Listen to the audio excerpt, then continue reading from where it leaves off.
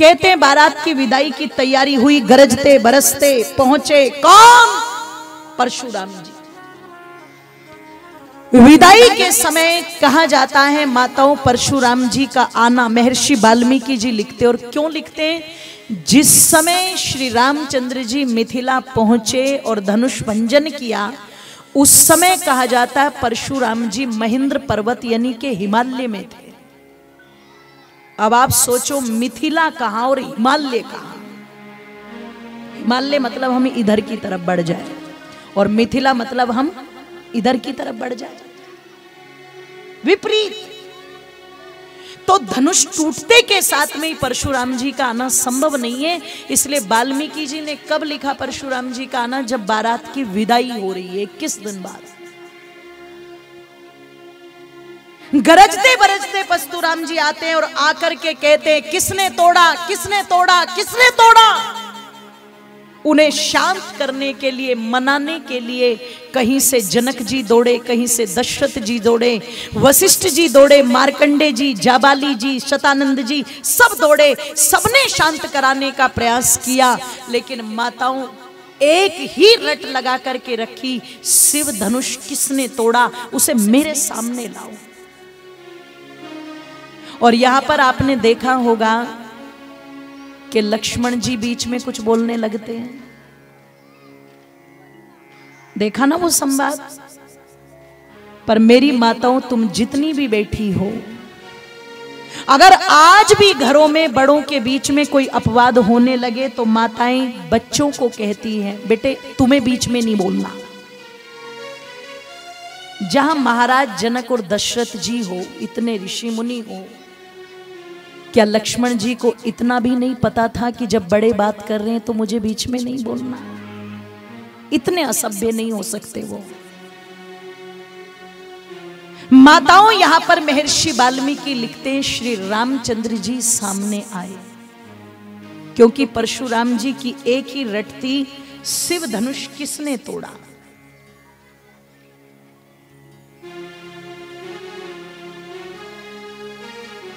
ओ मेरी माताओं, तब कहा जाता है कि रामचंद्र जी का संबंध क्योंकि धनुष के साथ था, तो वो तुरंत हाथ जोड़ करके आगे आते हैं और बड़ी विनम्रता से एक बात कहते हैं। क्या? कि नाथ शंभु धनु भंजन निहारा, होई क्यों एक दास तुम्हारा। हाथ जोड़ करके रामचंद्र जी आए, गुरुदेव प्रणाम। समझ गए परशुराम जी यही है, तुमने तोड़ा शिव धनुष? तो राम जी कहते हैं मैं कैसे कह सकता हूं। क्यों? मुझे तो लगता है इस शिव धनुष को तोड़ने वाला आपका कोई दास ही होगा, वरना तो इतना साहस किस में। परशुराम जी कहते हैं मेरे किसी दास में इतना बल नहीं है, लेकिन शिव धनुष को तोड़ करके अपने आप को बड़े बलवान समझते हो।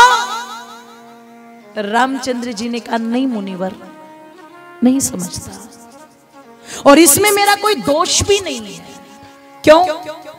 कि छुबते ही टूटे पिनाक पुराना, मैं के ही भांति करो अभिमान। मैं कैसे कह सकता हूं कि ये मैंने तोड़ा? मेरी कोई गलती नहीं है, मैंने तो सहज भाव से उठाया था और मैं तो बस उस पर प्रत्यंचा चढ़ा रहा था, लेकिन मुझे लगता है पिनांक ज्यादा पुराना हो चुका था, शायद इसलिए टूट गया। और मुनिवर, क्षत्रियों के घर में जन्म लिया है, बचपन से युद्ध कौशल की कला सिखलाई है, पता नहीं कितनी धनुरिया टूट गई, तब किसी ने प्रश्न नहीं किया। अभिमान में भर करके परशुराम जी कहते हैं अरे शिव धनुष की तुलना धनुरियों से करता है, अगर इतना बलवान बनता है तो शायद तू जानता नहीं कि मैं कौन हूं। माताओं, कुछ लोग कहते परशुराम जी ने कई बार इस धरती को क्षत्रियों से हीन किया था, तो मैं कह दूं ये भी एक कलंक परशुराम जी के ऊपर लगाया जाता है। क्षत्रियों से ही नहीं किया था, जो क्षत्रिय के वेश में पापी थे, अत्याचारी थे और उनके पिता के, ध्यान रखना, मृत्यु को देने वाले थे, उनको मारने का काम परशुराम जी ने किया था। वो कहते हैं मेरे हाथ में ये जमदग्नि का धनुष्य, ले इसे तोड़ करके बता तो तुझे मानूं। परशुराम जी को अभिमान हो आया था। पहले तो श्री रामचंद्र जी विनम्रता से अपनी बात कहते रहे, मुनिवर आप जैसे ऋषि मुनि को मुझ बालक की परीक्षा लेना शोभा नहीं देता, बड़े हो, बड़ों की बड़ी बातें होनी चाहिए। पर परशुराम जी का अहंकार चरम सीमा पर था। कहते जब माने नहीं और बार बार ललकारते रहे, तब राम ने उनके हाथ से जमदग्नि का धनुष लिया, उसको उठा दिया, प्रत्यंचा चढ़ा करके बाण तान दिया और बाण तान करके आकाश की तरफ धनुष को तर करके कहते अब बताइए मुनिवर ये बाण मुझे किस पर छोड़ना है, क्योंकि आप मुझे बार बार ललकारो तो मैं इतना कायर भी नहीं कि अपनी वीरता का परिचय ना दे सकूं।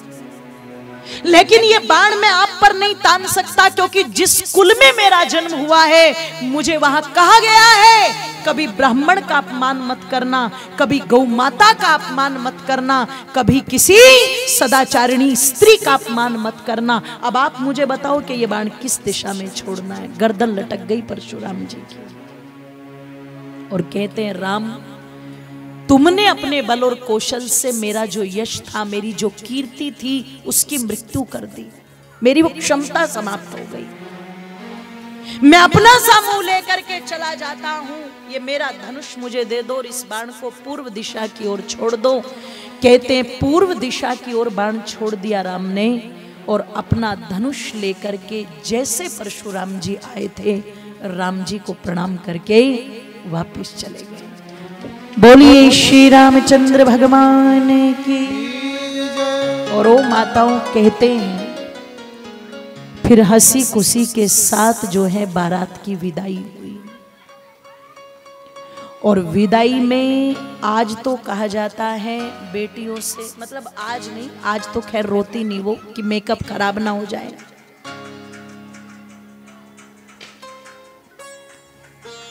पर एक समय मैंने ऐसा भी सुना है कि कुछ महिलाओं का काम ही यही होता था, इनको कहां पर किस सब्जेक्ट के गीत गाने हैं, कहां किसको हंसाना और कहां किसको रुलाना, ये मैंने प्रत्यक्ष देखा है। मतलब मुझे आज तक वो कॉन्सेप्ट ही समझ में नहीं आई कि वो 5 बजे कौन से गीत गा रही हैं, आधी रात में कौन से गा रही हैं, कहीं चाक के पास बैठी हैं तो वहां कौन से गा रही हैं, पानी के पास कौन से गा रही हैं, मिट्टी के चूल्हे बना रही है तो वहां कौन से गा रही है, वो अलग अलग कॉन्सेप्ट के। और वो 4-5 ही रहती थी फिक्स बिल्कुल। अब वो पता लगा कहीं पर हंसने के गीत भी गा रही हैं। और जब दुल्हन की विदाई हुई तो क्या कह रही है, रो तो लो, अब रोने वाले गीत गाओ, तो वो भी गा रही है। तो अब जब वो 4-5 हू करके रोना शुरू करती थी और वो सीटने से नहीं देती बीच बीच में बातों वाले, तो पता लगा वो बेचारी वो दुल्हन भी रोने लगती थी। जबकि वहां पर मंत्र बोले जाते हैं, रथ को सहारा देते समय भी ये कहा गया मंत्र बोलते हुए पिता के द्वारा कि बेटी जब हमने इतना अच्छा कार्य किया और तुझे अच्छे घर में भेजा है तो तू हंसी हंसी यहाँ से विदाई ले, उसमें रोने की आवश्यकता, जोर से बोलो, क्योंकि रोना भी किसी कार्य के लिए शगुन नहीं होता। क्या होता है? अपशगुन।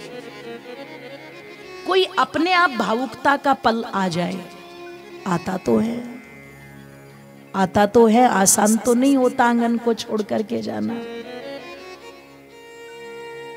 लेकिन कई जगह लड़कियां रोना नहीं चाहती, उनको अपने मेकअप की चिंता रहती है।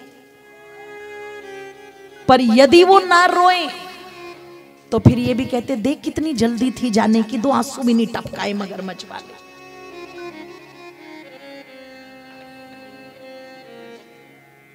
ओ मेरी माता बंधुओं, विवाह संस्कार में जिस समय विदाई की तो वहां पर कहा रोना मत, हंसते हंसते विदा किया।